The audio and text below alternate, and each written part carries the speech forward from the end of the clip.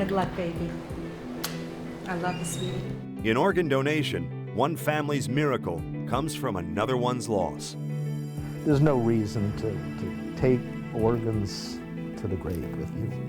You need to give them to other people. See the power of second chances and how surgery is just the beginning. The threat of rejection remains the biggest challenge to transplantation.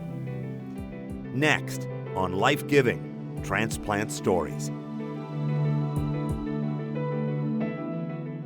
Funding for Life Giving, Transplant Stories comes from the Dr. Donald Goodman and Ruth Weber Goodman Philanthropic Fund of the Cleveland Foundation, the Margaret Clark Morgan Foundation, the McGregor Foundation, the Sisters of Charity Foundation of Cleveland, the Woodruff Foundation, the Community Foundation of Lorain County, and the United Black Fund of Greater Cleveland, Incorporated.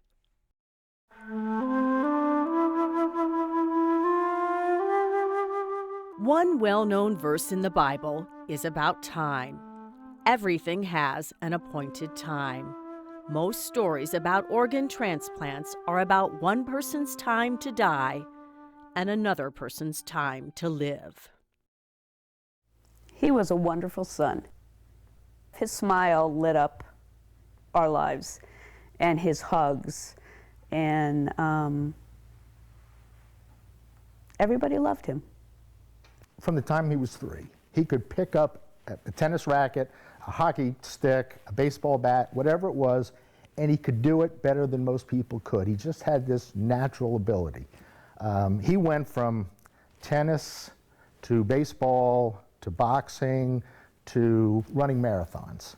He had this goofy smile that everybody loved. But yeah, he was full of life. 21 months ago, at age 27, Jonathan Fallon's life came to a tragic end. He was in a car accident. Bill and Paula Fallon got the call at their Canton home. It's what I describe to people as every parent's worst nightmare. You're laying in bed asleep, you get a phone call at, I don't know, 2 o'clock in the morning. The surgeon had said that he hit his head really, really bad. I think the first day or two we thought maybe he would be okay, but after that the pressure got too bad and his brain was stroking, and there didn't seem to be, anything that they could do. I turned to Paul and said, we got to think about organ donation. And we all thought it wasn't even a question. This is what Jonathan would want to do. Most organ donors are victims of auto accidents or other forms of trauma, or have strokes that leave them with brain injuries from which they cannot recover. In most cases, that means brain death. 3 separate and distinct medical teams play a role in the donation process. My job and the job of my team here is to save somebody's life. I have absolutely nothing to do with getting an organ or giving it to anyone else. Only after the intensive care unit team has tried everything to save the patient's life do the other 2 teams come into play. The local organ procurement organization works with the family and coordinates the recovery and allocation of organs, while transplant teams, often at other hospitals in other cities, implant organs. LifeBank is Northeast Ohio's organ procurement organization. LifeBank works with families to carry out wishes of registered donors or ask families of patients who are not to consider giving consent for their loved one to be a donor.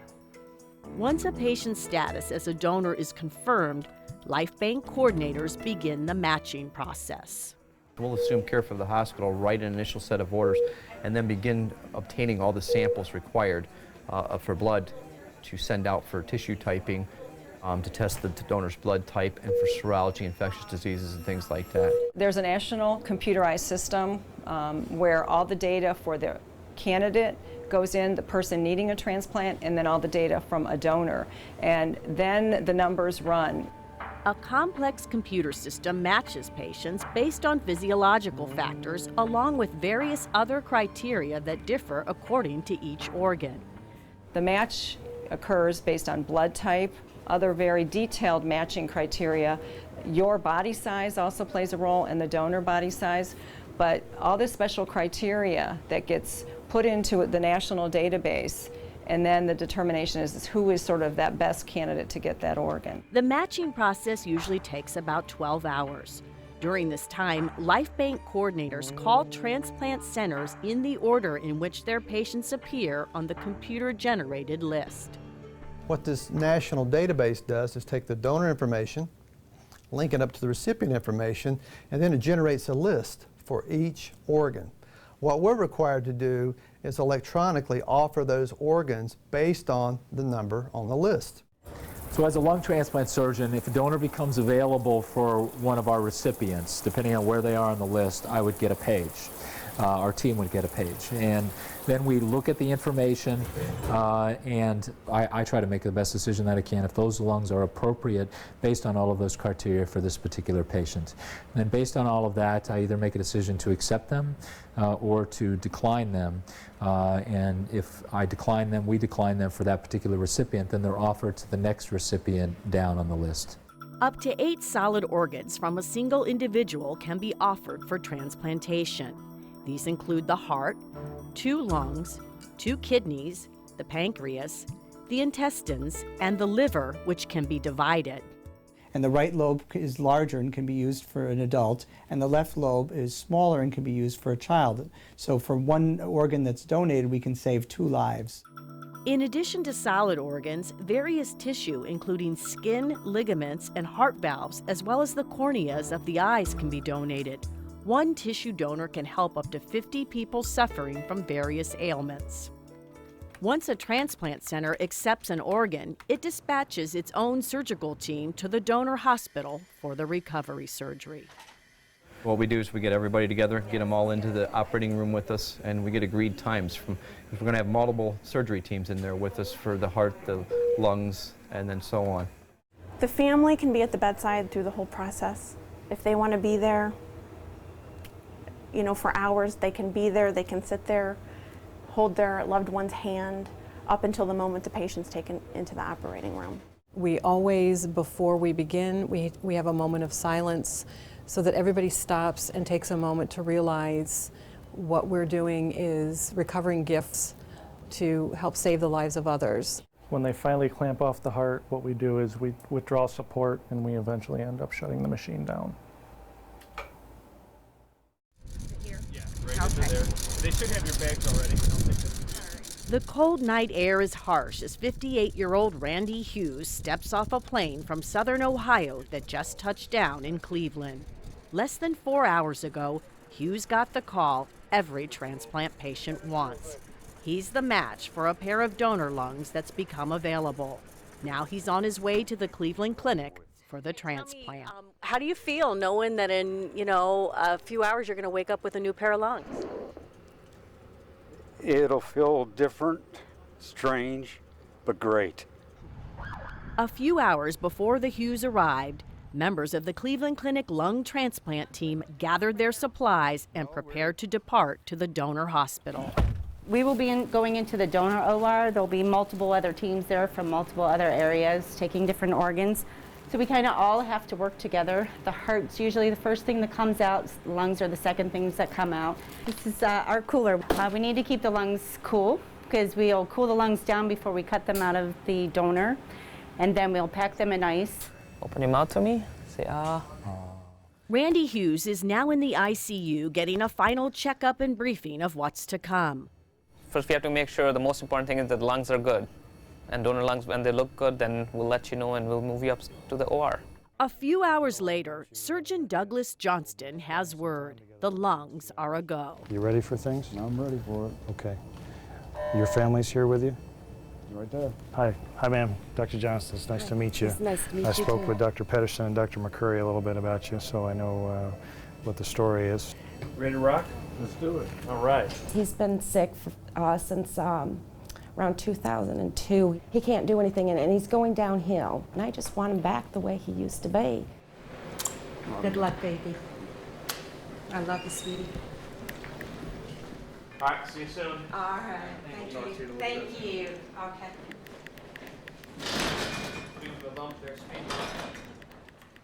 It'll be about 8 hours, they said, that he'll be in surgery, and that's about all I can do is pray. Take a deep breath. He's going to be reborn. This is his new life. It's going to be magical, just absolutely magical. The lungs are on their way back. The first thing we need to do is dissect out the arteries, veins, and the bronchus on both of the recipient lungs. So that's our first task. We won't take anything out, as we talked about before. The organs are here in the room, so we don't commit ourselves to the operation until we have the donor organs here. 2 hours after Hughes went to surgery, a nurse pulls the precious cargo from the ice chest that just arrived from the donor hospital. We're going to be taking the lungs out of the bag here. As the lungs are lifted out, Dr. Johnston joins the back table to get his first look and feel. The team works quickly to separate the lungs, which came as a pair, along with all the necessary connections. So we cut right where the donor bronchus splits. And how do they look to you? They look nice. There's a little bit of we call contusion, but it's not terrible. Once the donor's left lung is ready for implant, Dr. Johnston rejoins the surgical team working in the chest of Randy Hughes. They lift out his diseased lung on the left side, which looks mushy and sick. And then does that go to pathology? Yeah, pathology. The new left lung is quickly sewn in place. The same process is then repeated on the right side. Diseased lung out, new lung in. Lower lobe could still use a little bit of help, I think. Soon after the right lung is in place, Dr. Johnston is ready to wean Randy Hughes off the heart-lung machine. Essentially, we're going to start doing less work for the patient on the machine and transfer all of that work back to the patient's own heart and new lungs. So we're now off the bypass machine, and what we see up there is his own function and his new lungs. So far things look good. This is a critical period here where we see how these lungs accommodate to having blood flow for the first time in several hours. So I'm going to take the vent out. It's a blessing to see it. This patient, has already been through a lot, and so this is like the joy of our job, seeing, the patient breathing with his new lungs.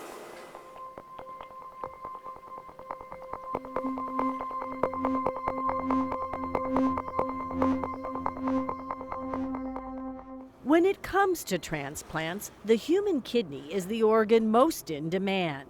Well, more people need kidneys than any other organs, probably because the main causes of kidney disease, high blood pressure, and diabetes are running rampant right now. In Ohio, the average wait time for a kidney from a deceased donor is 3 to 5 years, time patients like Cleveland resident Charles Prince must spend on dialysis. It wears and tears on your mind, wondering how come there's no match for me right at the moment. For some, the key to finding a match quickly comes in the form of a living donor. We're taking the left side. Talked about that's a little bit easier kidney to get out. Correct. This gives us permission to give you blood if you need it. 47-year-old John Halfacre just gave the final okay for surgeons to remove his left kidney in what's known as a living donor transplant. Halfacre is donating a kidney to his brother-in-law who's suffering from kidney failure. Feels good to be able to help somebody.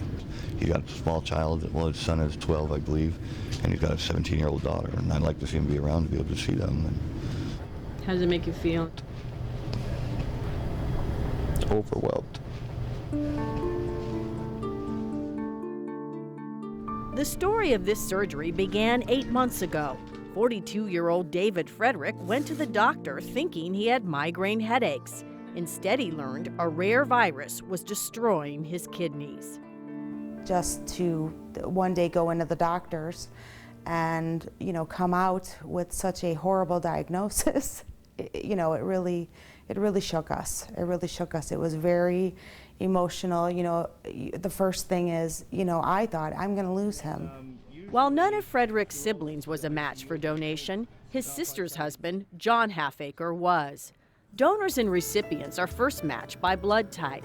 Then comes tissue typing, which is a way to see how compatible they are according to markers in their blood. The greater number of compatible markers they share, the greater chance the transplant will be successful over the long term. In a final cross match, this thin layer of white blood cells from the donor's immune system is literally mixed with the serum, the clear part of the recipient's blood. The mixing is done to see if a reaction occurs. A positive reaction means the recipient will immediately reject the new kidney. If that cross match is negative, then they're okay to transplant. If that cross match is positive, they cannot transplant. Besides the matching process, potential donors go through a rigorous evaluation to try to ensure they'll be okay living with one kidney. 16 years ago, Donna Lupke donated a kidney to her sister and says there's a lot to consider. People need to understand there are risks to them personally. Donors may even die. You need to think of yourself first, look at your health, your family, your livelihood, because can you afford to take the time off of work? You know, are there complications? Who's going to pay for those? Does it impact your insurance or your insurability? So there are many facets to living donation, not just the surgery itself. We jumped through a lot of hoops to get here. I appreciate it. You really did. You did good. I'm really proud of you. The morning of surgery, John Halfaker gets some final words of encouragement from the transplant coordinator. For the past week, emotions in the family have run high. It's hard to think that I can lose my brother if it doesn't work. But at the same time, I can lose my husband. Halfaker is taken to the operating room first. Surgeon Kenneth Woodside is using a combination technique.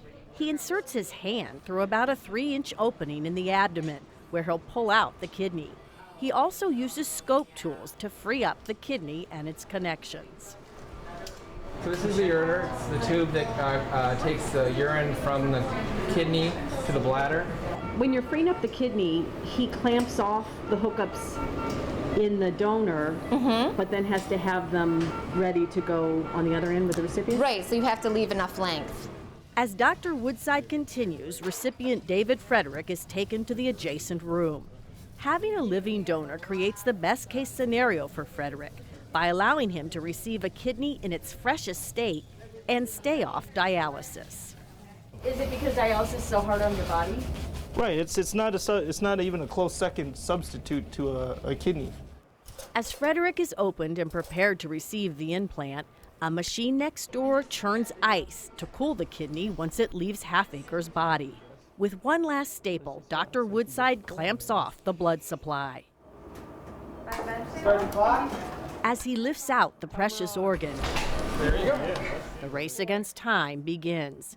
Doctors want the kidney hooked back up to the recipient's blood supply within 30 minutes. The recipient's surgeon flushes the kidney, cleans up the connections, and carefully trims off the fat. Here's the 2 arteries that Dr. Woodside preserved here, and then the single vein. There's the ureter, which will hook up to the bladder. Frederick's new kidney will be placed on the right side of the pelvis. His old kidneys will just stay put and eventually shrivel up and die. By early afternoon, donor John Halfaker is on his way to recovery.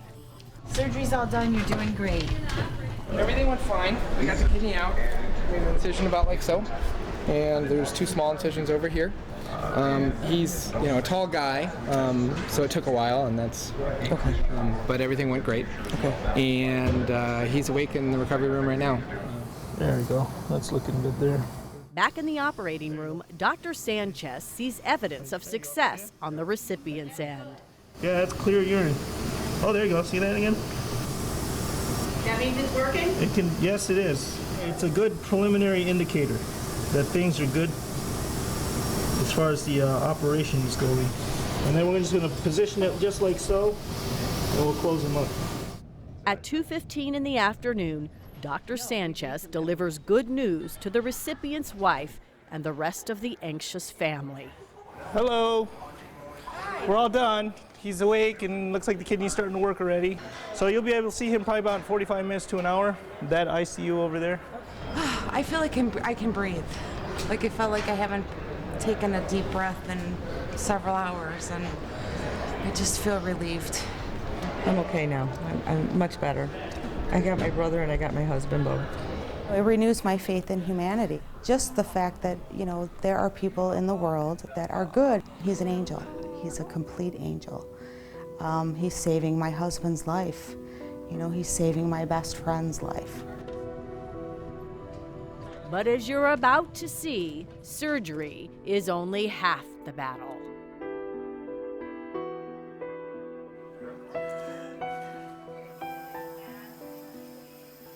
No matter what the organ or type of surgery that's performed, most transplant recipients must take medication for the rest of their lives to suppress the body's immune system enough so it won't reject the new organ. In the last 3 decades, we've come very far in terms of surgical practices when it comes to transplantation. It's really the medical part of transplantation, the immunosuppression, understanding the immune system for each individual patient that remains a challenge. All right, be seated. As a judge in the Cuyahoga County Court of Common Pleas, Nancy McDonnell has enjoyed an accomplished legal career. But 1 year ago, her career and the rest of her life were on hold due to a rare lung disease. The only way for McDonnell to survive was with a double lung transplant. When you have a transplant, there's mixed emotions because someone's tragedy became my miracle. Out of all the solid organs which can be transplanted, the lungs are the most fragile and face the highest rates of rejection and infection. In fact, after 5 years, only about 50% of lung transplant patients are alive. Good to see you. You look well. Thanks. I feel good. I feel real good. Have you? Things been going all right? Nancy McDonnell is committed to beating the odds. Today she's at the Cleveland Clinic for her 1-year checkup, which includes a bronchoscopy or lung biopsy. 1 year, it's kind of a big deal. You know, if you make it to a year, that's a great thing. You guys ready? McDonnell is sedated as doctors insert scope instruments through her nose deep into the airways of her new lungs to extract cells and tiny pieces of tissue. We took those 4 biopsy samples from the lower lobe. We take 4 additional biopsies from the left upper lung, and what we're specifically going to look at those biopsies for is for any microscopic evidence of rejection. As a lung pathologist, Dr. Carol Farver looks for the earliest signs of rejection or infection at the cellular level. What we're looking for are small little white cells in the lung that shouldn't be there and that are causing tissue damage or rejection. Rejection and infection in the lungs produce certain cell patterns. Over time, chronic rejection can completely shut down the airways and prove fatal. So these are airways that have totally closed off from rejection? That's right. They will no longer be able to conduct air, and the lung will basically not be able to get enough oxygen. To fight rejection, most transplant patients, no matter what the organ, face a lifelong regimen of taking powerful drugs that basically trick the immune system into thinking the new organ is not an outside invader. It's basically a balancing act, a constant teeter-totter between the need to suppress the immune system and the need to maintain an adequate defense system for the body. Meanwhile, the results of Nancy McDonnell's latest biopsy are in. It's a completely normal biopsy. There's no evidence of rejection. There's no evidence of infection. That's excellent news. There's no way to know how long these lungs will last for me. You know, there are people who have lived 20 years with a new set of lungs, and I plan to beat that. It never consumes me, the rejection. I just feel so good. I'm so happy to be with my family. I'm so happy to have an opportunity to just do simple things, read a book. Yes, there's always this looming shadow of rejection or infection or eventually chronic rejection. But these patients are willing to go for it for the chance to have almost a normal life.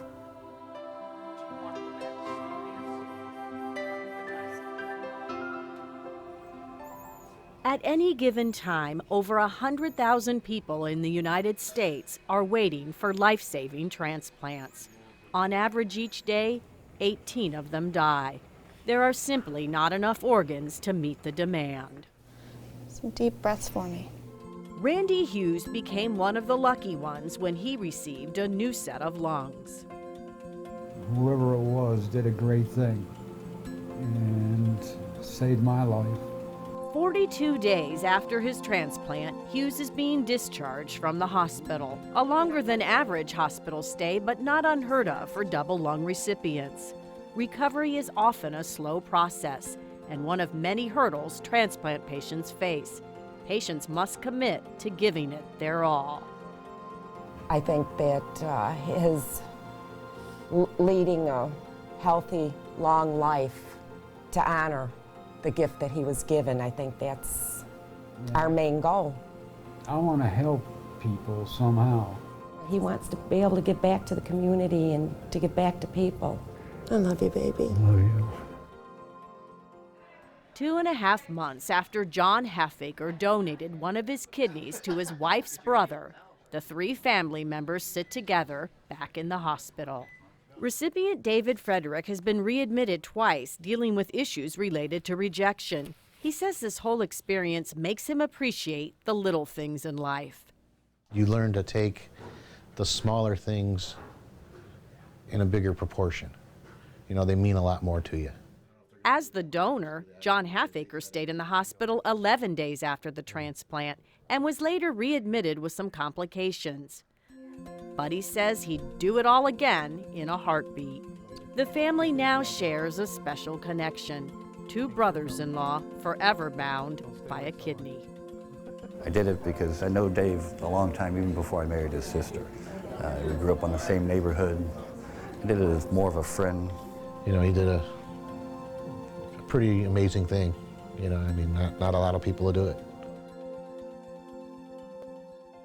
Since donating the organs, tissue, and eyes of their 27-year-old son who died in a car accident, Bill and Paula Fallon have become active in spreading the word about donation.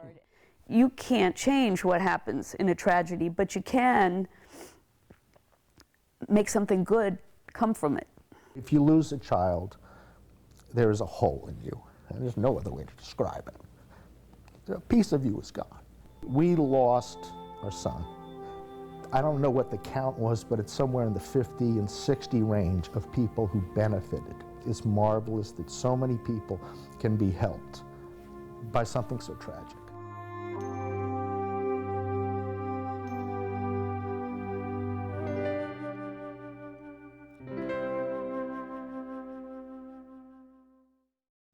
To learn more about organ donation and transplants, visit our website, where you can watch, listen, and link to relevant information and valuable resources. Go to health.ideastream.org. You'll find web-exclusive material, including one double lung transplant patient's reflections on her experiences, plus a slideshow detailing the intricate science behind matching a kidney donor with a kidney recipient. There's links to local, regional, and national resources, plus multiple opportunities for your input and feedback. Go to health.ideastream.org.